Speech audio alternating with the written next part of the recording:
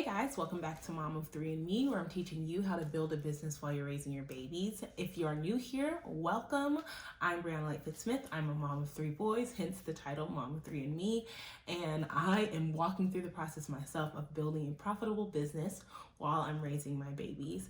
I kicked off a new series all about websites. I really wanted to be able to create a resource through this YouTube playlist for you if you're just getting started. And so I'm super excited about this series. Last week we talked about the importance of having a website. If for whatever reason the whole metaverse shuts down, you still have a way to connect with your audience. So that's what we talked about last week.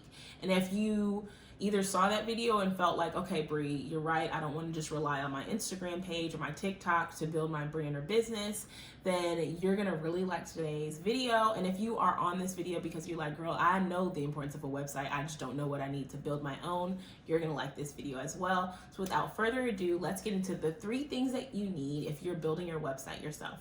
All right? All right, first thing, if you are building your website yourself, the first thing that you need is a domain name. Now, I like to think of your domain name as your address. This is the thing that people are typing in to their search bar. This is the thing that they're typing into their web browser if they are trying to find you online. So brandsbybree.com, that's my domain. I have breelightfootsmith.com. I have momof3andme.com.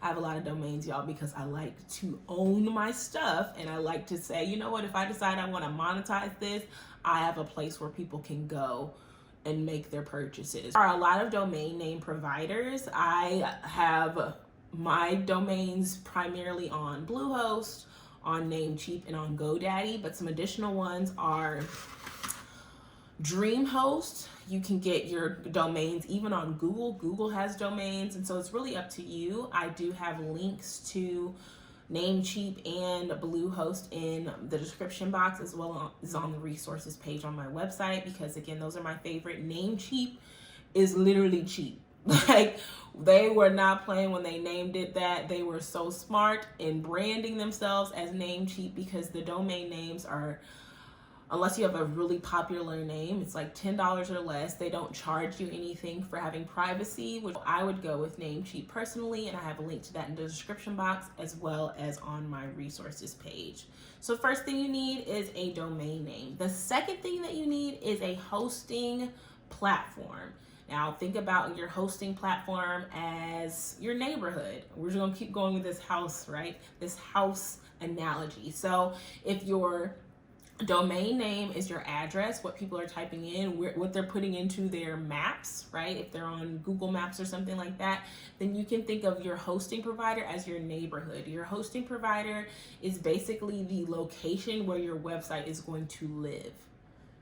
It's the location where your website is going to live. And so you need a host provider. DreamHost is a host provider. It's the place where your website can live. HostGator is also one. Bluehost is one. And I recently started using SiteGround for my clients because they are super fast as far as their loading speeds. My Brands by Bree website is on Bluehost, and I love them for their customer service. Former website that I had, like my Black Girls of Purpose website, was on Bluehost. I will say, because I had a lot of content on my Black Girls of Purpose page, I did notice that it slowed down the loading speed. So when people would type in that domain name, the page would take a little bit to load. Bluehost is still strong in my heart because they're my first people, and again, their customer service is excellent. But I would say if you are new, I would recommend SiteGround, primarily because of the speed of service. So we've got our domain name, right, which is our address that we're putting in. We've got our hosting platform, which you can think about the neighborhood, it's your location. And then the last thing you need is your content management system. Your content management system, you'll hear this called a CMS, is your house, right? It's where you're going to house all of your content.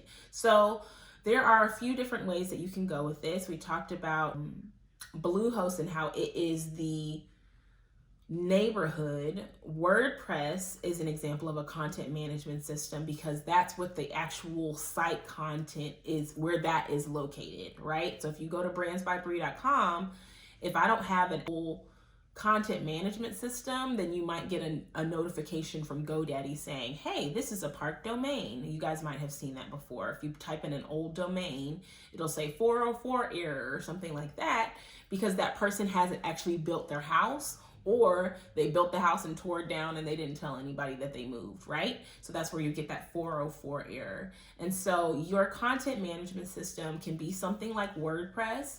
It can also be something like Squarespace or Wix. I will say if you use Squarespace or Wix, you actually don't need a host because they host the website and they also manage your content. I always recommend to clients that they go with WordPress for their content management system, that they have a separate hosting platform, and that they have something else for their domain. And primarily as far as the content management system, the reason why I advocate so hard for WordPress is because it allows you to have a lot of flexibility. It gives you more bandwidth. It allows you to have multiple sites within your hosting platform, and it's just very professional. You don't have to worry about typing in your website and feeling like it's going to look exactly like someone else's. I know that people feel like WordPress is not user friendly, but I will say, and we're going to talk about this in another video in this series, they have a lot of themes that you can upload to your WordPress platform that will make it where you can drag and drop different elements of your website just the same way you could with using a Wix or with using a Squarespace. So that's why I recommend WordPress as your content management system. It's more professional in my opinion. You don't have to worry about sharing space with a lot of other websites that are using the same server as you, which also can impact that loading speed. And there are a lot more customizations that you can make. Because I know with Squarespace or with Wix, it's like, hey, these are the 12 or even if it's 20 templates we have, you're a lot more likely to be able to run into someone who has the exact same template as you, as opposed to if you're on WordPress and you're customizing it yourself. And I will share a drag and drop builder in another video that will give you kind of that Squarespace feel as far as you building out your website. But again, it will have that customization that you can get with WordPress. And so as a recap, things that you need if you're building your own website, if you said, okay, I get that it's really important to have my own website, I want to have ownership, I want to establish credibility, you need your domain name, which you can get on a site like GoDaddy or Namecheap. That's your address that people are typing into the web browser. You need a hosting platform. You can think about that like a neighborhood, right? So they've typed in the address. Your hosting platform is the neighborhood. So you're around other houses, you're around other websites. Recommended Bluehost for their customer service and SiteGround for their speed. And then lastly, if you're building your website yourself, you need a content management system, which is the house. The house is the content management system, so that when people type in the address, when they've realized they're in the right neighborhood, there's actually a house there. They didn't just show up to an empty plot of land, if that makes sense. So those are the three pieces that you need if you are just like, okay, I know websites are important, but I don't have the money to hire a website developer or designer. I'm going to just do it myself. Those are the three elements that you need.